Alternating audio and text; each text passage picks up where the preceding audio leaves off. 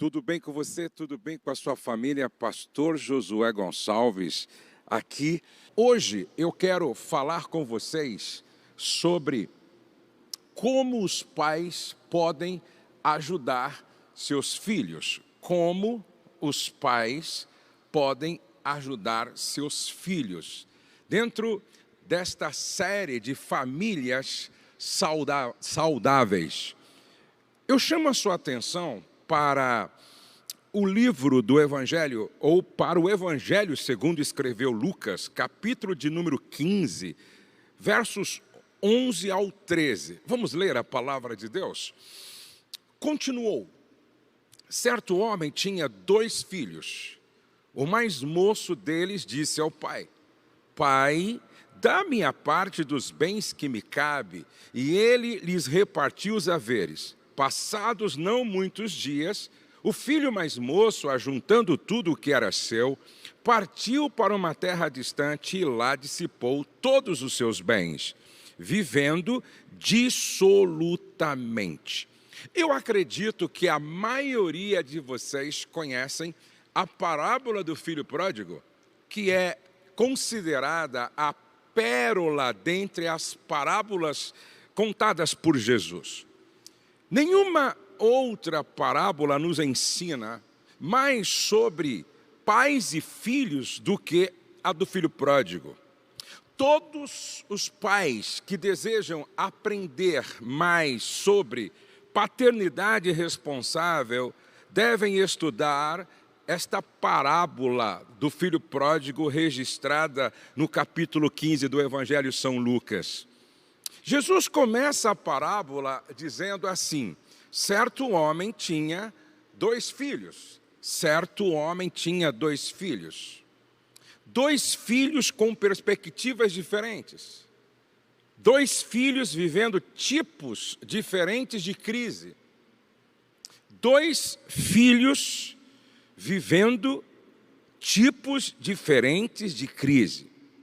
Por mais que os pais sejam santos, íntegros, criteriosos e bons educadores, nenhum filho vem com a garantia que nunca passarão por crises. Eu vou repetir.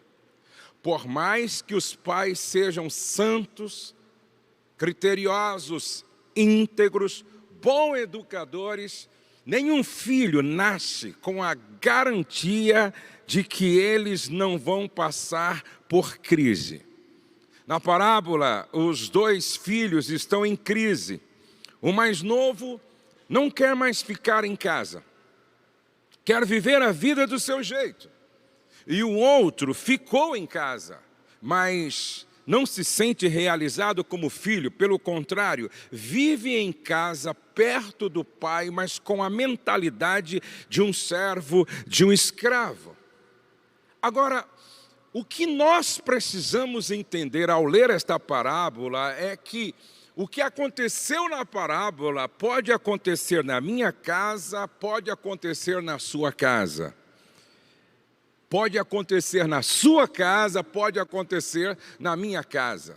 Deixa eu compartilhar com você o que aconteceu na minha casa.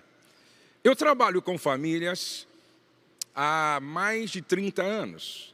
Mas houve um momento na minha casa que a minha filha Letícia, quando ela ainda era uma adolescente, ela era uma adolescente a caminho da juventude, ela se apaixonou por um jovem.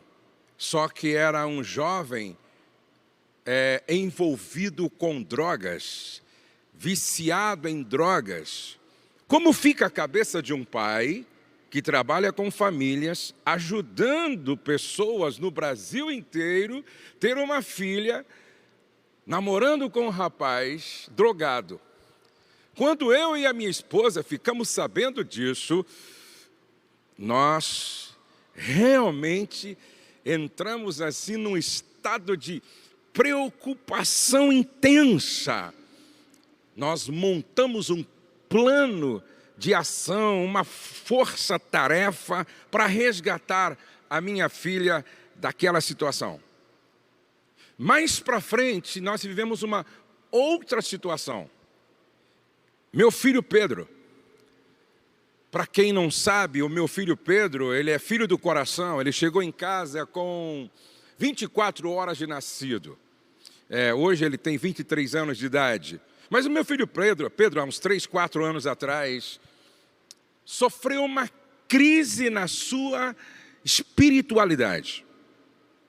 Ele vinha conosco na igreja e envolvido na igreja, mas de repente ele se esfria na sua fé e ele começa a fazer questionamentos. E agora o Pedro me diz que não acredita mais em Deus.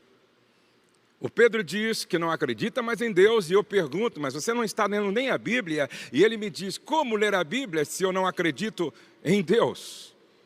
E aí o Pedro se afasta de Deus, e eu fico sabendo que ele está bebendo cerveja, que ele está fumando.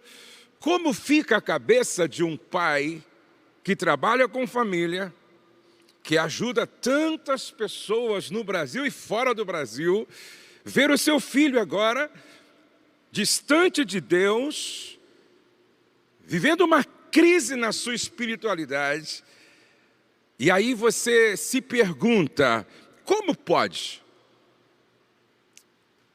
2 filhos vivendo dentro da mesma casa, vivendo dentro da mesma casa e passando por crises como esta. No final, eu vou lembrar de contar o que aconteceu com a Letícia e o que aconteceu com o Pedro. Mas, por enquanto, vamos ficar só com essa parte da história.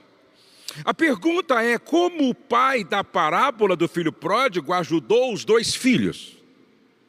Como nós, pais, podemos ajudar os nossos filhos? Como eu e minha esposa ajudamos os nossos filhos para que eles vencessem aquele tempo, aquele momento, aquelas crises e se tornassem o que se tornaram e o que são hoje? Como os pais podem ajudar os filhos a enfrentar suas crises? Vamos pensar nessa pergunta, tomando como base o que o pai do filho pródigo fez para ajudar os seus 2 filhos que não estavam bem. Primeiro, ouça com o coração dos filhos. Ouça com o coração dos filhos. Imagine o quão difícil foi aquela conversa. O mais moço deles disse ao pai, pai, da minha parte dos bens que me cabe. Eu, no lugar daquele pai, faria a pergunta, por que você está tomando esta decisão, meu filho? Afinal, a herança, naquela época, dentro daquela cultura, se repartia só depois da morte do pai. Agora, veja o diálogo que o pai, na parábola, tem com o mais velho. Mas ele se indignou e não queria entrar. E saindo, o pai insistia com ele. Mas respondendo ele, disse ao pai, eis que te sirvo há tantos anos, sem nunca transgredir o teu mandamento, e nunca me deste um cabrito para alegrar-me com os meus amigos. Vindo, porém, esse teu filho, que desperdiçou os teus bens com as meretrizes, mataste-lhe o bezerro cevado. E ele lhe disse, filho, tu sempre estás comigo, e todas as minhas coisas são tuas. Mas era justo alegrar-nos e folgar-nos, porque este teu irmão estava morto e reviveu, e tinha se perdido e achou-se. E o pai está ouvindo. O pai ouve o mais novo, e ele ouve de forma empática, ouve com o coração do mais novo. Agora ele está ouvindo de forma empática o coração do mais velho. Agora, se nós queremos, a semelhança do pai do filho pródigo, ouvir com sensibilidade, ouvir de forma empática os nossos filhos, ajudando-os, precisamos entender 4 verdades sobre empatia. O que significa ouvir com o coração dos filhos quando estes vivem momentos de crise. Primeiro, cada filho é único. Eu tenho 3 filhos, a Letícia, o Douglas e o Pedro. Cada filho é único. Quando eu ouço um pai dizendo, não sei porque esse deu errado, porque eu criei, tratei, eduquei todos da mesma forma, errou. Porque se cada filho é único, se cada filho tem um perfil de comportamento, um perfil de personalidade, um perfil de temperamento, cada filho tem que ser tratado de acordo com o seu perfil. Para que eu trate cada um dentro das suas singularidades, eu preciso aprender esta lição dentro da empatia. Cada filho é único. Segundo, para ser empático como pai, ouvindo os filhos, eu preciso colocar o egocentrismo do lado para ouvir, mais preocupado em compreender do que em responder. E aí, a gente precisa aplicar a regra 80-20. Ouvir 20%. Ouvir 80%. Falar 20%. E dentro dos 20% que se fala, aprender a fazer perguntas inteligentes, perguntas abertas, para que a gente possa conhecer realmente o que se passa no coração deles, a fim de dar uma resposta e uma instrução e uma direção acertada. O terceiro aspecto do ouvir empático que nós pais não podemos esquecer é que nós precisamos, no ouvir os nossos filhos, abandonar os pré-julgamentos. Abandonar os pré-julgamentos. E por último, nós precisamos ouvir os nossos filhos como Deus nos ouve. Nós precisamos ouvir como Deus nos ouve. Nós ajudamos os nossos filhos, o pai do filho pródigo ajudou os seus filhos, eu ajudei os meus filhos, procurando ouvir com o coração deles. Como nós podemos ajudar nossos filhos? Segundo, faça da sua casa o melhor lugar do mundo para os filhos estarem. Vou repetir. Faça da sua casa o melhor lugar do mundo para os filhos estarem.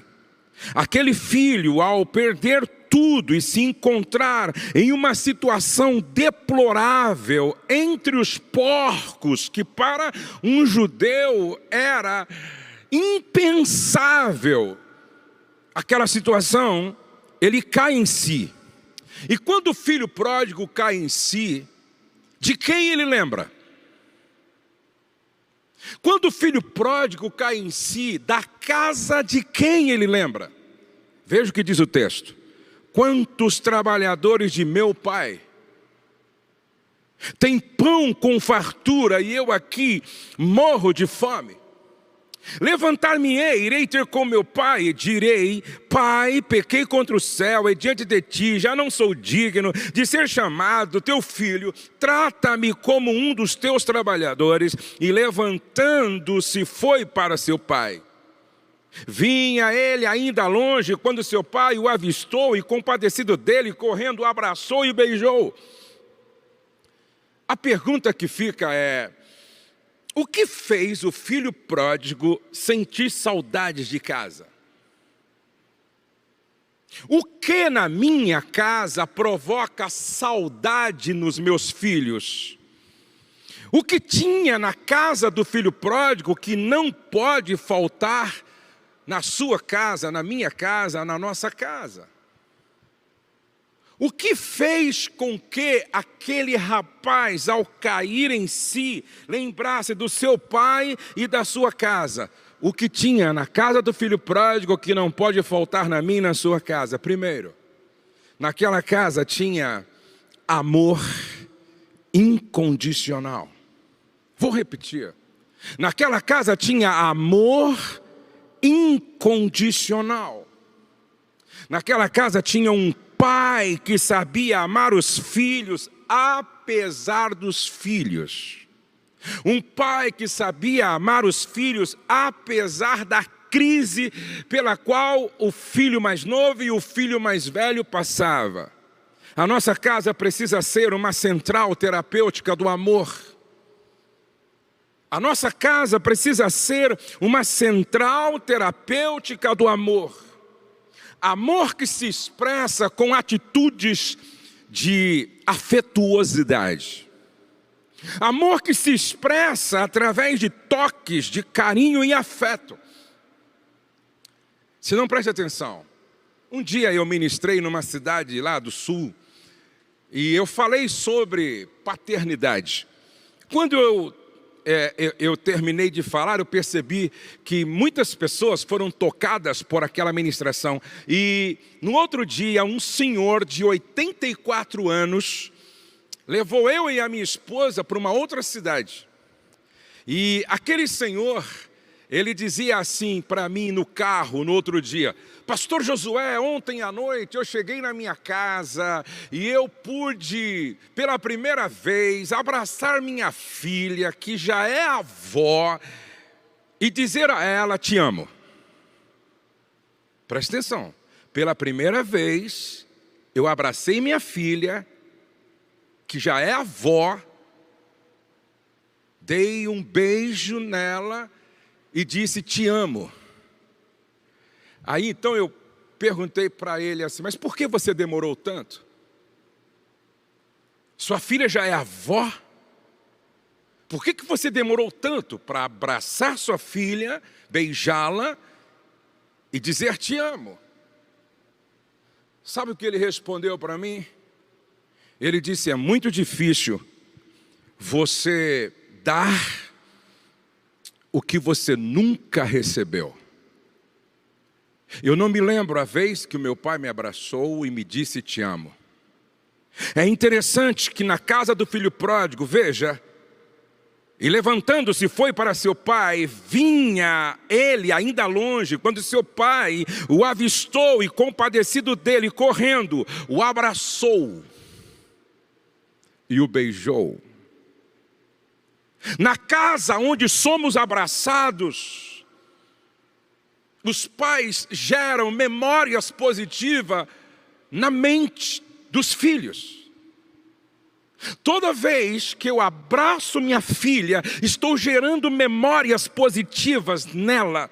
Toda vez que eu abraço meu filho, estou gerando memórias positivas nele. Ou seja, um ambiente onde se expressa a afetividade através de toques de carinho, de pai, de mãe.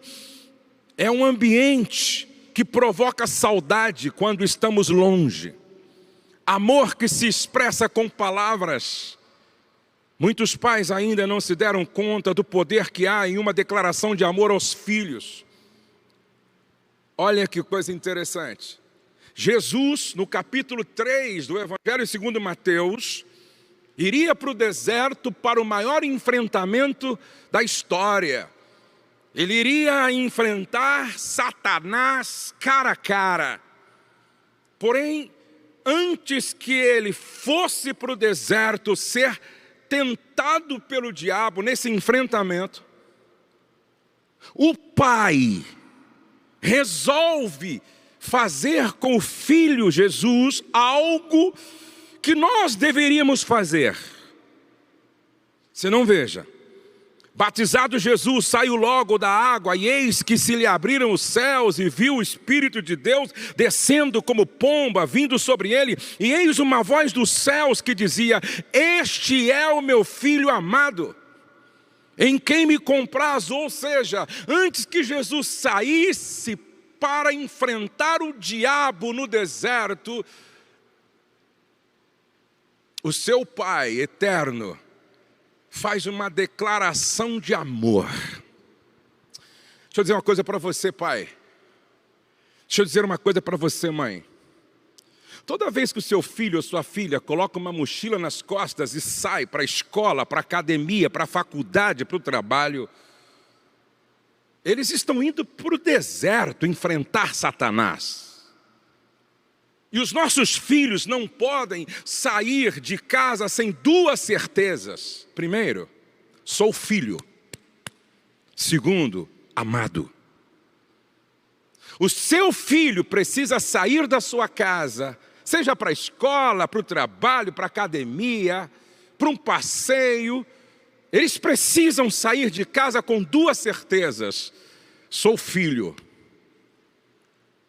Amado. Na minha casa nós temos um hábito. Os nossos filhos ouvem com certa frequência: te amo. Sempre que a Letícia, sempre que o Douglas, sempre que o Pedro fala comigo ao telefone, no WhatsApp, esse é o tratamento. Ô pai, tudo bem? Minha resposta: fala, meu filho. E no final, beijos, te amo. Há um poder extraordinário, e a prova disso é que o próprio Deus pensa assim: meu filho não pode ir enfrentar Satanás sem esta convicção: sou filho amado. Até porque quando Jesus chega lá no deserto, a primeira coisa que o diabo tenta é colocar dúvida no coração de Jesus em relação à sua filiação. Se tu és filho de Deus, transforma essas pedras em pães e coma. Ah, gente, não está na Bíblia, mas eu fico imaginando. Não está na Bíblia, mas eu imagino que Deus olhou assim para o capeta. Deus olhou assim Jesus olhou para o diabo e talvez ele pensou: você está questionando minha filiação divina? Antes que você chegasse, quando eu saía das águas batismais, o céu se abriu, o Espírito Santo desceu, e eu ouvi meu Pai falando: este é o meu filho amado, este é o meu filho amado, este é o meu filho amado. Nós não podemos deixar de expressar nosso amor dentro desse ambiente familiar, com frequência verbalizando. O que tinha na casa do filho pródigo que não pode faltar na minha e na sua casa? Amor incondicional. Segundo, não pode faltar, eu coloquei ali, perdão incondicional. Porém, esse perdão incondicional tem a ver com um ambiente marcado pela graça. Deixa eu dizer uma coisa para você. Quando o ambiente da nossa casa é um ambiente onde a graça se manifesta com frequência, esse é um ambiente que provoca saudade no homem, na mulher, no pai, na mãe, nos filhos, ao se ausentarem de casa. Um ambiente marcado pela graça.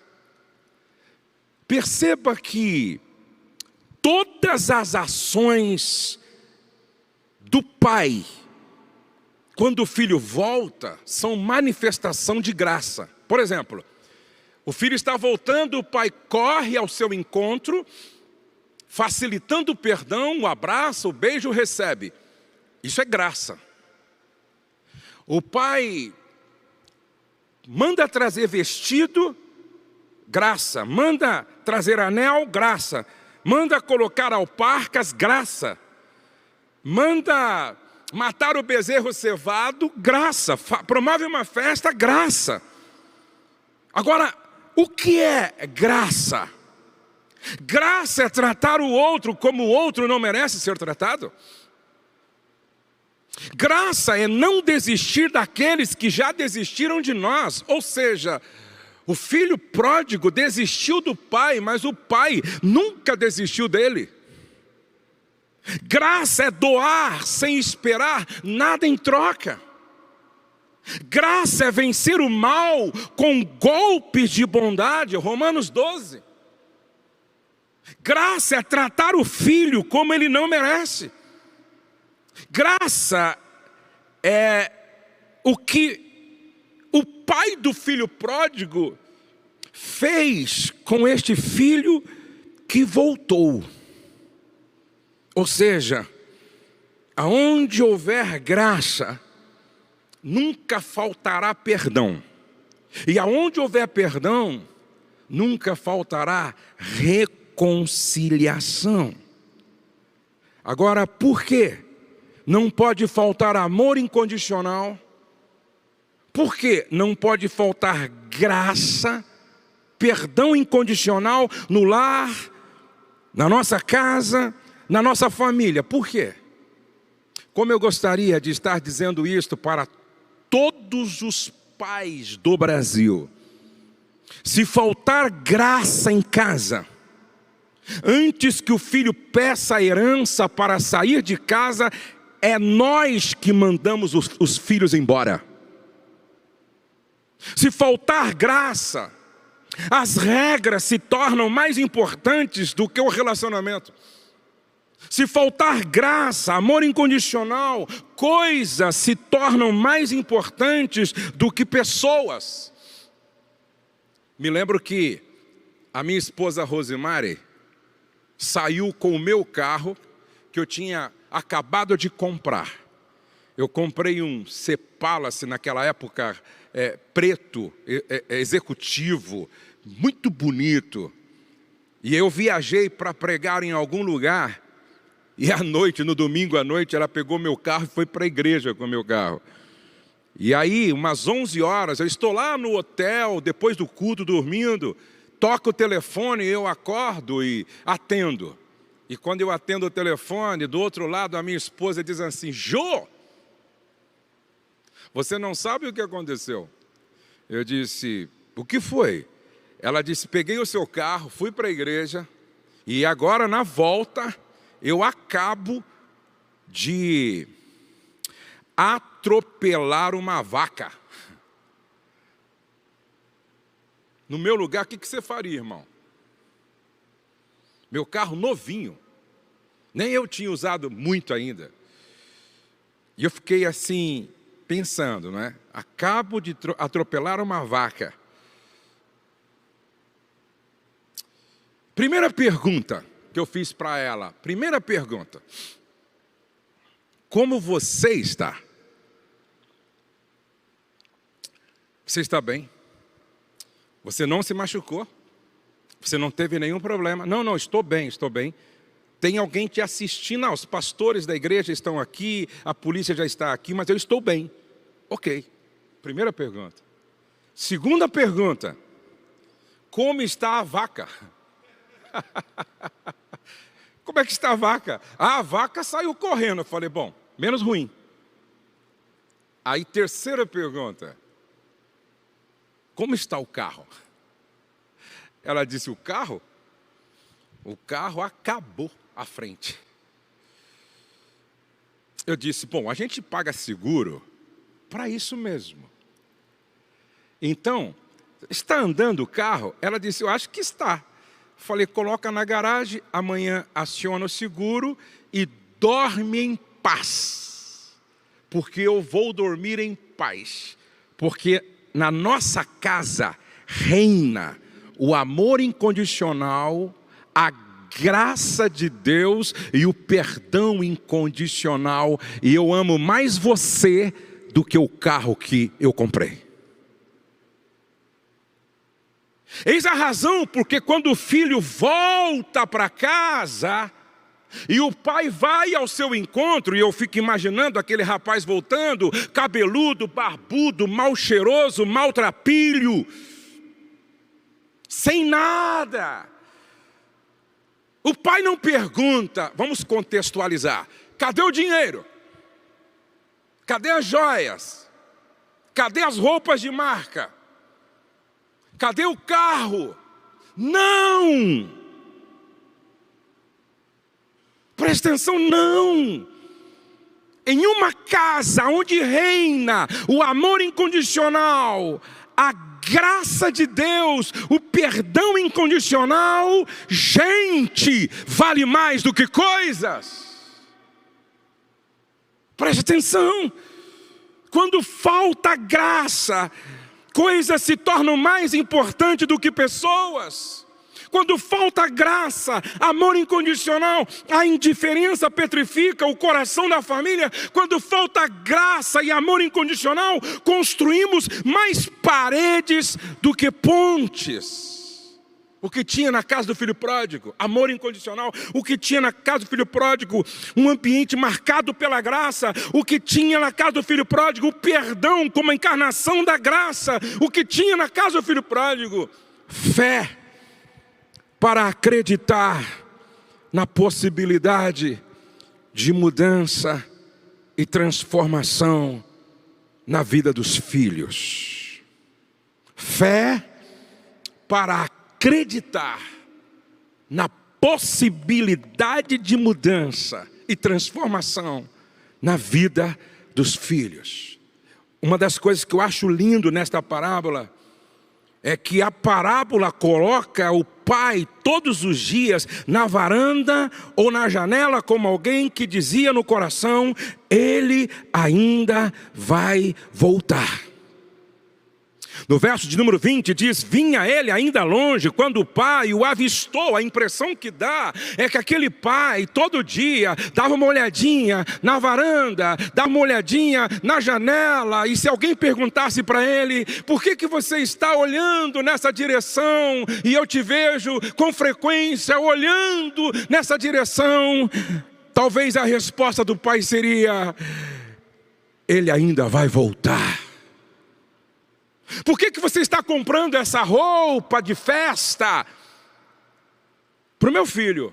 Mas ele foi embora, ele ainda vai voltar. Por que você está comprando esse anel? Para quem que é? Para o meu filho. Porque ele ainda vai voltar.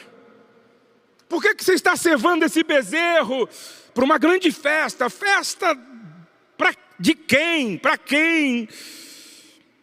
Eu acredito que o meu filho ainda vai voltar.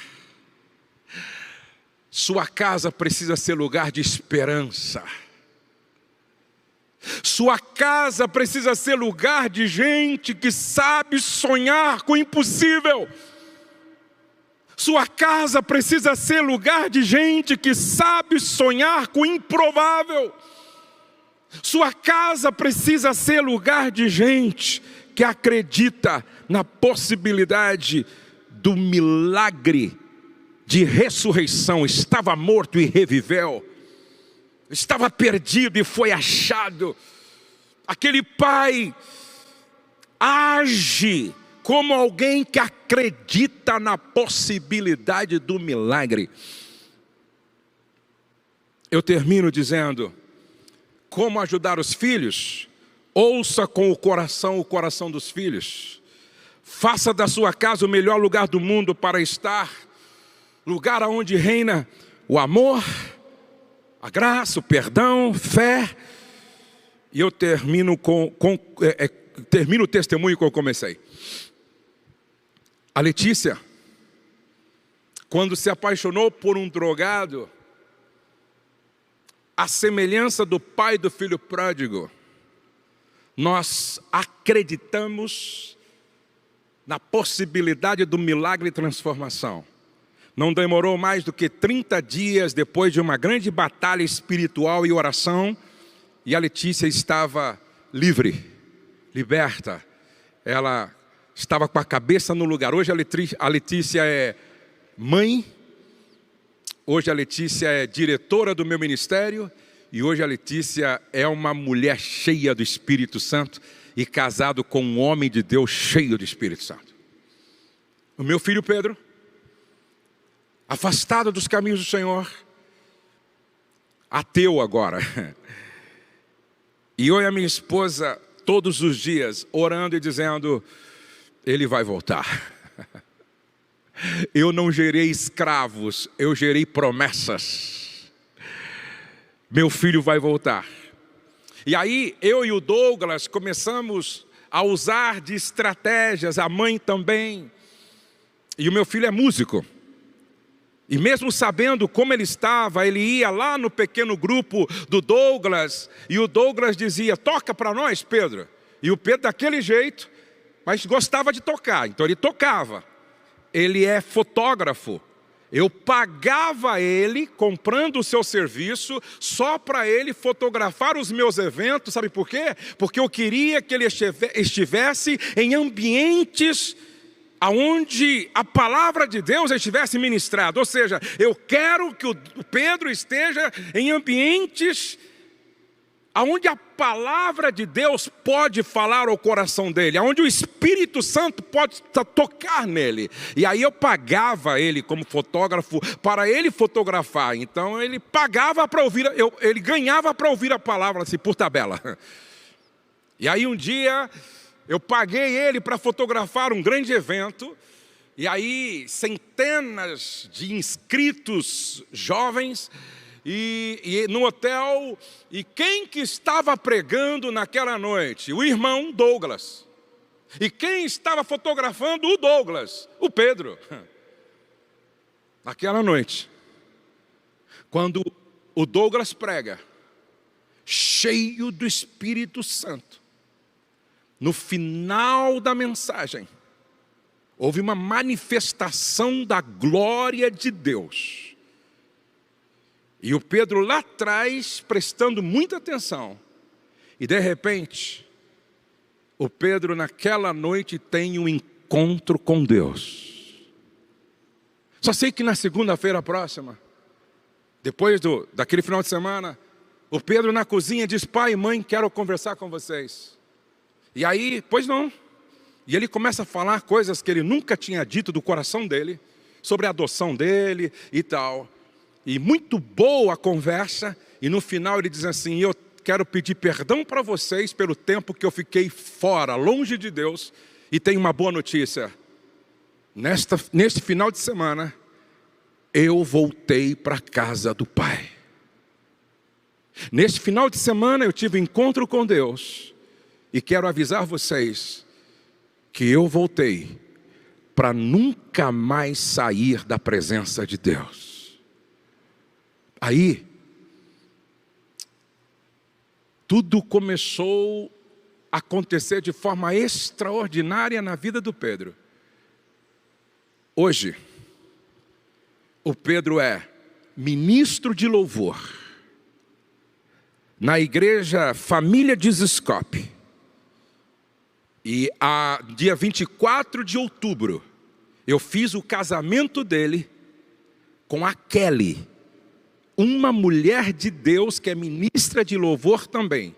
E ontem, eu tive o privilégio da primeira vez, jantar na casa do Pedro, junto com a Kelly, e ver como Deus é maravilhoso. Sua casa precisa ser lugar de esperança.